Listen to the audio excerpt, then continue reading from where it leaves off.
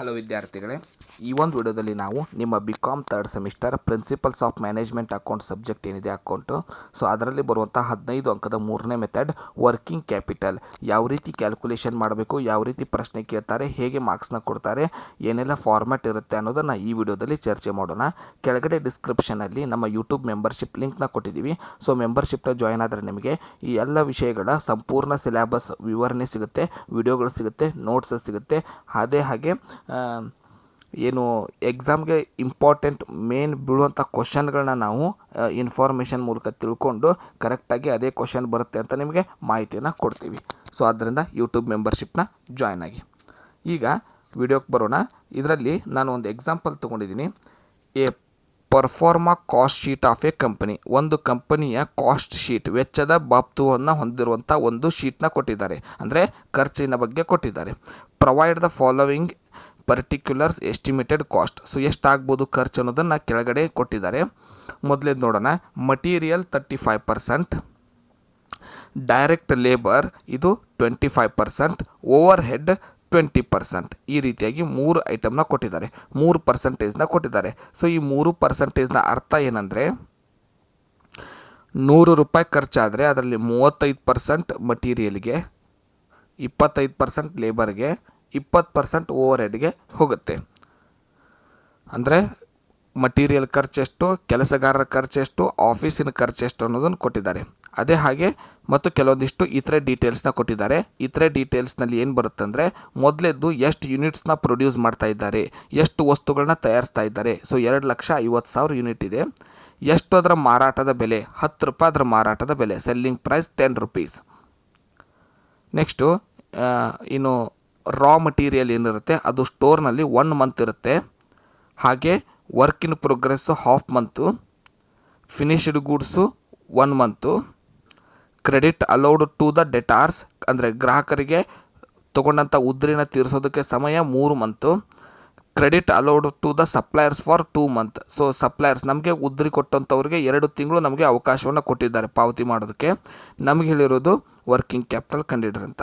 So working capital ಕಂಡುಹಿಡಿಬೇಕಂದ್ರೆ ನಿಮಗೆ main ಏನು ಗೊತ್ತಿರಬೇಕಂದ್ರೆ, working capital is equal to current asset minus current liability. ಅದರ ಅರ್ಥ ನಾವು ಕರೆಂಟ್ ಅಸೆಟ್ನ ಮೊದಲು ಕಂಡುಹಿಡಿದು ಕರೆಂಟ್ ಲಯಬಿಲಿಟಿನ ಕಂಡುಹಿಡಿದು ಎರಡನ್ನೂ ಮೈನಸ್ ಮಾಡಿದಾಗ ವರ್ಕಿಂಗ್ ಕ್ಯಾಪಿಟಲ್ ಎಷ್ಟು ಅನ್ನೋದು ಅಮೌಂಟ್ ಬರುತ್ತೆ. ಇದು ಬೇಸಿಕ್, ಇದು ಗೊತ್ತಿರಬೇಕು. ಕರೆಂಟ್ ಅಸೆಟ್ ಹೆಡ್ಡಿಂಗ್ ಬರಬೇಕು, ನಿಮ್ದು ಆನ್ಸರ್ನಲ್ಲಿ ಕರೆಂಟ್ ಲಯಬಿಲಿಟಿ ಹೆಡ್ಡಿಂಗ್ ಬರಬೇಕು. ಕರೆಂಟ್ ಅಸೆಟ್ ಹೆಡ್ಡಿಂಗ್ನಲ್ಲಿ ಎಲ್ಲೆಲ್ಲ ಕರೆಂಟ್ ಅಸೆಟ್ ಇದೆ ಅವನ್ನ ತೊಗೋಬೇಕು. ಕರೆಂಟ್ ಲಯಬಿಲಿಟಿ ಹೆಡ್ಡಿಂಗ್ನಲ್ಲಿ ಕರೆಂಟ್ ಲಯಬಿಲಿಟಿನ ತೊಗೋಬೇಕು. ಸೊ ಕರೆಂಟ್ ಅಸೆಟ್ಸ್ ಅಂದರೆ ಎಷ್ಟು ಐಟಮು? 5 ಐಟಮ್ ನೀವು ನೆನಪಿಟ್ಕೋಬೇಕು.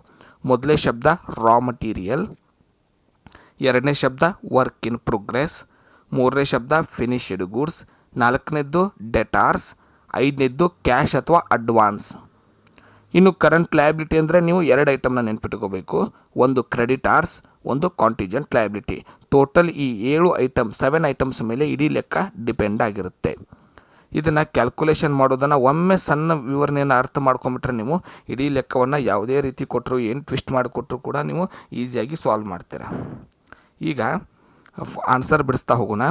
ಮೊದಲಿಗೆ ನಾನು ಏನು ಮಾಡ್ತೀನಿ, ಹೆಡ್ಡಿಂಗ್ ಹಾಕ್ತೀನಿ ಕ್ಯಾಲ್ಕುಲೇಷನ್ ಆಫ್ ವರ್ಕಿಂಗ್ ಕ್ಯಾಪಿಟಲ್. ನೀವು ಇನ್ನೊಂದು ರೀತಿಯೂ ಹಾಕ್ಬೋದು, calculation of required working capital. 2 column ಬರುತ್ತೆ ಇದರಲ್ಲಿ. ಮೊದಲೇ ಕಾಲಮ್ನಲ್ಲಿ ಪರ್ಟಿಕ್ಯುಲರ್ನಲ್ಲಿ ಟ್ರಾನ್ಸಾಕ್ಷನ್ಸ್ ಎಂಟ್ರಿ ಮಾಡ್ತೀವಿ.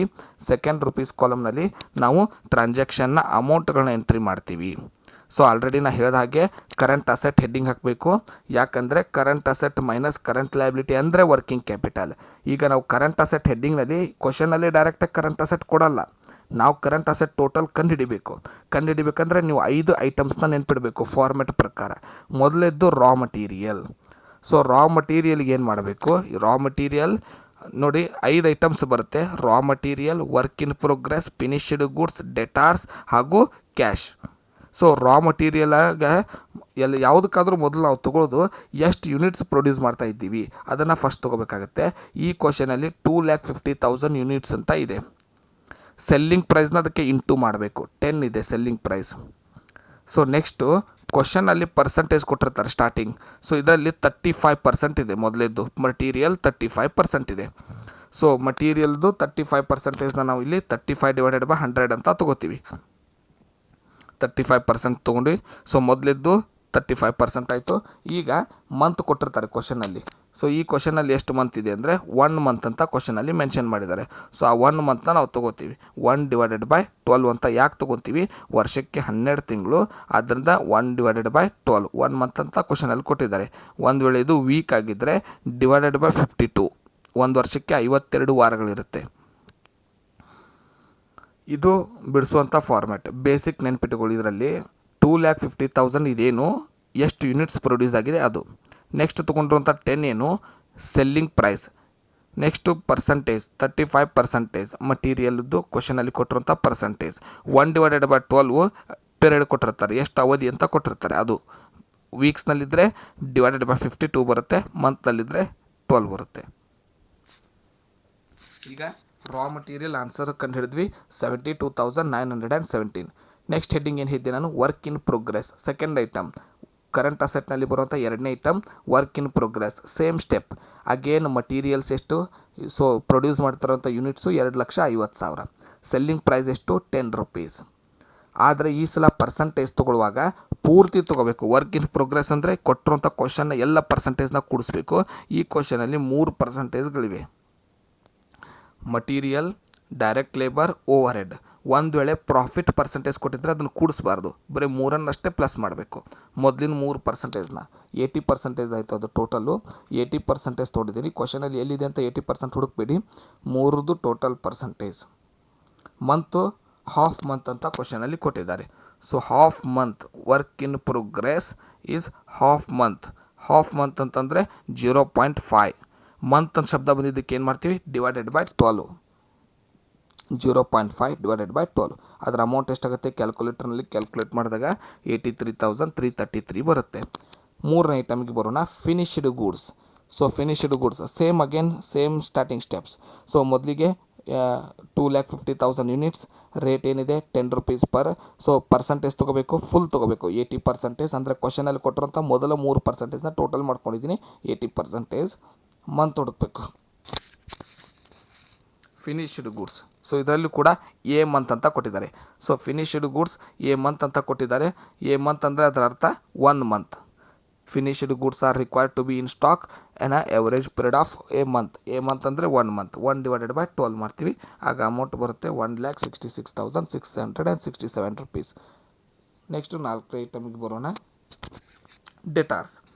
ಸೊ ಡೆಟಾರ್ಸ್ಗೆ ಮತ್ತೆ ಯೂನಿಟ್ಸ್ ತೊಗೊತೀವಿ 2,50,000, ಮತ್ತೆ ಪ್ರೈಸ್ ತೊಗೋತೀವಿ 10 ರೂಪೀಸ್, ಮತ್ತೆ ಪರ್ಸಂಟೇಜ್ ತೊಗೋತೀವಿ 80%, ಮತ್ತೆ ಮಂತ್ ತೊಗೋತೀವಿ. ಈ ಸಲ ಮಂತ್ 3 ಮಂತ್ ಇದೆ. ಸೊ ಡೆಟಾರ್ಸ್ಗೆ 3 ಮಂತ್ ಇದೆ. 3/12 ಸೇಮ್ ಫಾರ್ಮ್ಯಾಟ್, ಬರೀ ಮಂತ್ ಹುಡುಕೋದು ನೀವು ಮತ್ತು ಪರ್ಸಂಟೇಜ್ ನೋಡೋದು. ರಾ ಮಟೀರಿಯಲ್ಗಷ್ಟೇ 1% ತೊಗೋಬೇಕು ಕ್ವಶನಲ್ಲಿ, ಉಳಿದಿದ್ದಕ್ಕೆ ಇಷ್ಟು ಪರ್ಸಂಟೇಜ್ನ ಟೋಟಲ್ ಮಾಡಿದ್ದನ್ನ ತೊಗೋಬೇಕು. ಕ್ಯಾಶ್ ಕೊಟ್ಟಿದ್ದರೆ, ಅಡ್ವಾನ್ಸ್ ಕೊಟ್ಟಿದ್ದರೆ ಡೈರೆಕ್ಟ್ ಅಮೌಂಟ್, ಯಾವುದೇ ರೀತಿಯಾದ ಬ್ರಾಕೆಟ್ ಕ್ಯಾಲ್ಕುಲೇಷನ್, ಮಟೀರಿಯಲ್ಸ್, ಯೂನಿಟ್ಸ್ ಏನು / ಇರಲ್ಲ. ಡೈರೆಕ್ಟ್ ಅಮೌಂಟ್ ಕ್ಯಾಶ್ ಅಥವಾ ಅಡ್ವಾನ್ಸ್. 5 current assets. ಸೊ 4 ಆಯಿತು, 5ನೇದು ಇದರಲ್ಲಿ ಬಂದಿಲ್ಲ, ಆದ್ದರಿಂದ ಇದನ್ನು ಟೋಟಲ್ ಮಾಡ್ತೀನಿ. ಮತ್ತು ನೆಕ್ಸ್ಟು ಕರೆಂಟ್ ಲಯಬಿಲಿಟಿ ಸ್ಟಾರ್ಟ್ ಮಾಡೋಣ. ಕರೆಂಟ್ ಲಯಬಿಲಿಟಿದು 2 ಐಟಮ್ ಬರೋದು, ಒಂದು ಕ್ರೆಡಿಟಾರ್ಸ್ ಬರುತ್ತೆ, ಇನ್ನೊಂದು ಕಾಂಟಿಜೆಂಟ್ ಲಯಬಿಲಿಟಿ ಅಂತ ಕೊಡ್ತಾರೆ. ಸೊ ಕ್ರೆಡಿಟಾರ್ಸ್ಗೂ ಕೂಡ ಸೇಮ್ ಮೊದಲೇ ರಾ ಮಟೀರಿಯಲ್ ರೂಲ್ಸ್ನ ಅಪ್ಲೈ ಮಾಡಬೇಕು. ಸೊ ಎಷ್ಟು ಯೂನಿಟ್ಸ್ ಇದೆ? 2,50,000. ಎಷ್ಟು ಪ್ರೈಸ್ ಇದೆ? Selling price 10. Percentage raw material rules ಅಂತ ಹೇಳಿದೆ ನಾನು. ಫಸ್ಟ್ ಪರ್ಸಂಟೇಜ್ ಅಷ್ಟೇ ತೊಗೋಬೇಕು, 35%. ಹಾಗೆ ಮಂತ್ ಹುಡುಕಬೇಕು. ಕ್ರೆಡಿಟಾರ್ಸ್ ಸಪ್ಲೈಯರ್ಸ್ಗೆ 2 ಮಂತ್ಸ್ ಅಂತ ಕ್ವಶನಲ್ಲಿ ಕೊಟ್ಟಿದ್ದಾರೆ, 2/12. ಆಗ ಅಮೌಂಟ್ ಎಷ್ಟಾಗುತ್ತೆ? 1,45,833. ಇದರಲ್ಲಿ ಕಾಂಟಿಜೆಂಟ್ ಲಯಬಿಲಿಟಿ ಬಂದಿಲ್ಲ, ಬಂದಿದ್ದರೆ ಡೈರೆಕ್ಟಾಗಿ ಅಮೌಂಟ್ ತೊಗೋಬೇಕು. ಸೊ 2 ಲಯಬಿಲಿಟಿ ನೆನ್ಪಿಟ್ಕೊಳ್ಳಿ, ಕ್ರೆಡಿಟಾರ್ಸ್ ಮತ್ತು ಕಾಂಟಿಜೆಂಟ್ ಲಯಬಿಲಿಟಿ. 5 ಅಸೆಟ್ನ ನೆನ್ಪಿಟ್ಕೊಳ್ಳಿ, raw material, work in progress, finished goods, debtors, cash. So ಅಸೆಟ್ನ ಟೋಟಲ್ನ, ಲಯಬಿಲಿಟಿ ಟೋಟಲ್ನ ನೀವು ಪರಸ್ಪರ ಮೈನಸ್ ಮಾಡಬೇಕು. ಆಗ ಬರೋದೇ ಆನ್ಸರ್ 6,77,084. ಅಂದರೆ ಮೊದಲಿರೋ ಈ 5 ಅಸೆಟ್ನ ನಾನು ಟೋಟಲ್ ಮಾಡಿದ್ದೀನಿ. ಹಾಗೆ ಲಯಬಿಲಿಟಿನ ನಾನು ಅದರಲ್ಲಿ ಮೈನಸ್ ಮಾಡಿದ್ದೀನಿ. ಸೊ 5 ಅಸೆಟ್ನ ಟೋಟಲ್ನಲ್ಲಿ ಈ ಲಯಬಿಲಿಟಿ ಏನಿದೆ, ಒಂದೇ ಅಮೌಂಟ್ ಬಂದಿದೆ ಲಯಬಿಲಿಟಿ ಕ್ರೆಡಿಟಾರ್ಸದ್ದು, ಅದನ್ನು ಮೈನಸ್ ಮಾಡಿದ್ದೀನಿ. ಆಗ ಆನ್ಸರ್ 6,77,084. ಇಷ್ಟೇ ಸಿಂಪಲ್ ಇರುತ್ತೆ. ಇದನ್ನು ನಾವು ವರ್ಕಿಂಗ್ ಕ್ಯಾಪಿಟಲ್ ಕ್ಯಾಲ್ಕುಲೇಷನ್ ಅಂತ ಕರಿತೀವಿ. ನಾನು ಏನು ಹೇಳಿದೆ 7 ಐಟಮು, ಅದನ್ನು ಹೇಗೆ ಕಂಡುಹಿಡಿತೀವಿ ಅನ್ನೋದನ್ನ ಸ್ವಲ್ಪ ಒಂದು ಈಟು ನೀವು ಗಮನಿಸಿ ನೋಡಿದರೆ ನಿಮ್ಗೆ ಈಸಿಯಾಗಿದ್ದು ಅರ್ಥ ಆಗುತ್ತೆ. ಧನ್ಯವಾದಗಳು. ಮುಂದಿನ ವಿಡಿಯೋದಲ್ಲಿ ಮತ್ತೊಂದು ಪ್ರಾಬ್ಲಮ್ನೊಂದಿಗೆ ಸಿಗೋಣ.